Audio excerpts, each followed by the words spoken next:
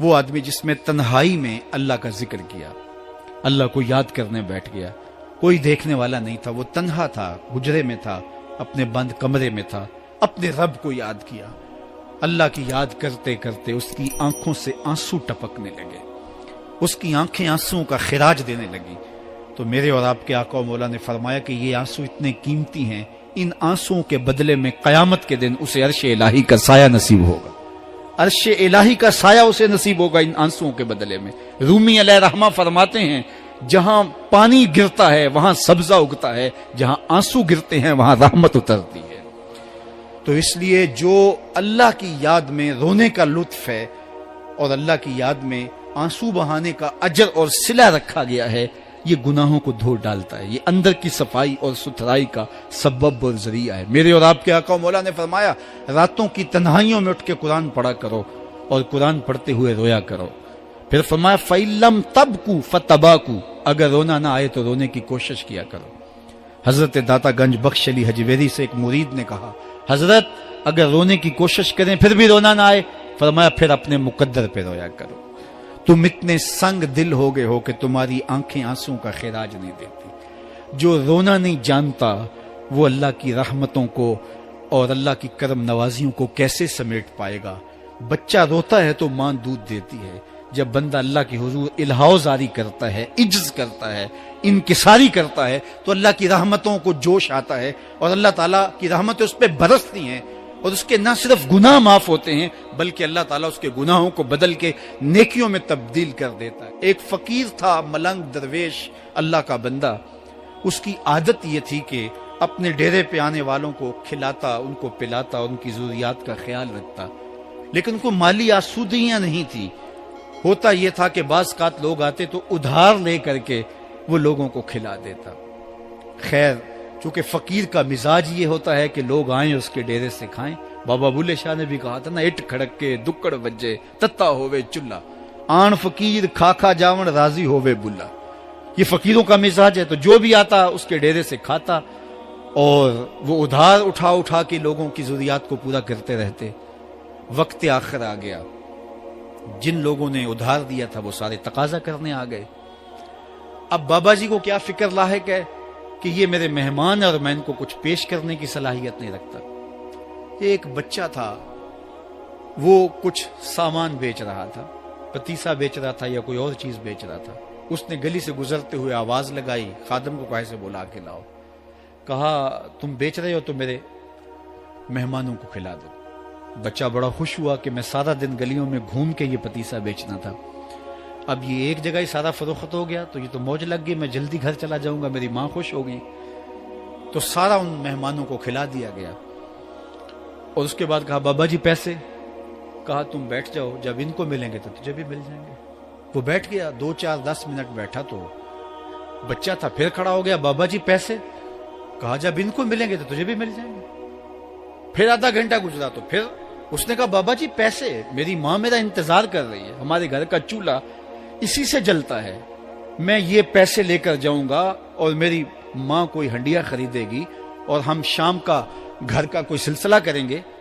کہا بیٹا جب ان کو ملے گا تو تجھے بھی مل جائے گا۔ بچے نے رونا شروع کر دیا، یتیم بچہ تھا، اس کا سارا آسرا یہی تھا، اس نے رونا شروع کر دیا۔ جب بچہ رویا اللہ کی رحمت کو جوش آیا، کوئی مرید نذرانہ لے کے ان بزرگوں کے پاس آ گیا اور اشرفیوں کی بھری ہوئی تھیلی پیش کی۔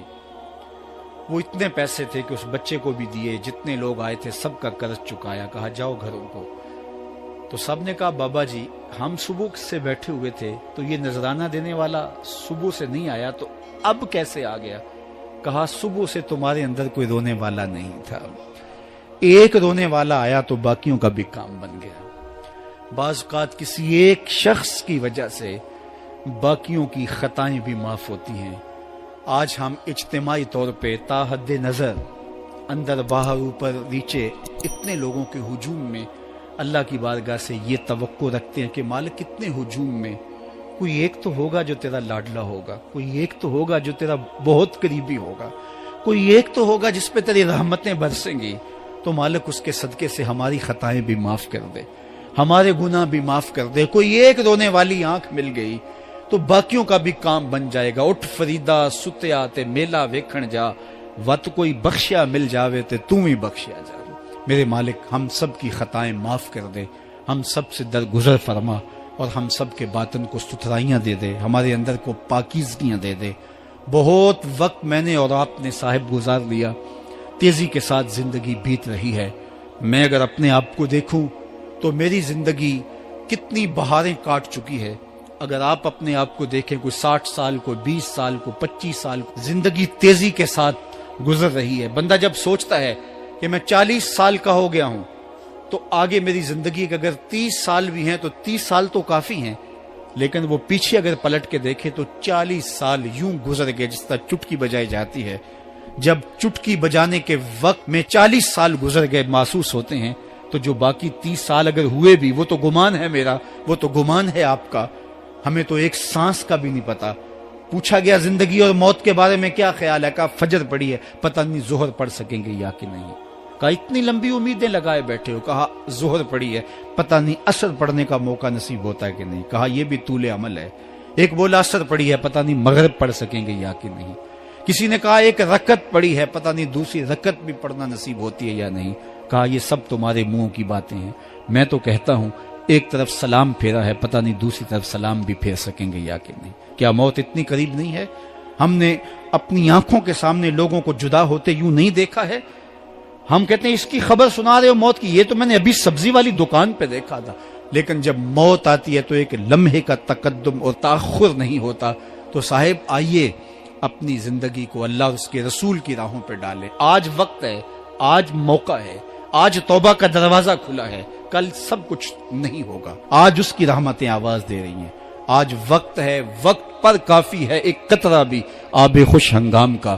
جل گیا جب کھیت برسا می تو پھر کس کام کا. اب آئیے سنیے, اس کائنات کے اندر ہمیں وہ خواتین ملیں گی جو پردے کے پیچھے تھی, لیکن پردے کے سامنے ماں نہیں آئی, عبد القادر جیلانی آئے. ماں پردے کے پیچھے تھی, پردے کے سامنے فرید الدین گنج شکر آئے. ماں پردے کے پیچھے تھی, مہر و ماں نے بھی آنچل نہیں دیکھا, لیکن پردے کے سامنے کربلا میں حسین ابن علی آئے. تو یہ پردے کے سامنے آئے, وہ پردے کے پیچھے تھی. تو جب مائیں پردے کے پیچھے ہوں تو پھر بیٹے جو ہیں وہ پردے کے سامنے آ کے وہ نقش ثبت کرتے ہیں کہ جو لوگوں کے زندگی کے نقوش کو جو ہے وہ اجال دیتے ہیں اور تقدیر بدل دیتے ہیں. تو اس لیے ماؤں کی ذمہ داریاں گھر سنبھالنا ہے,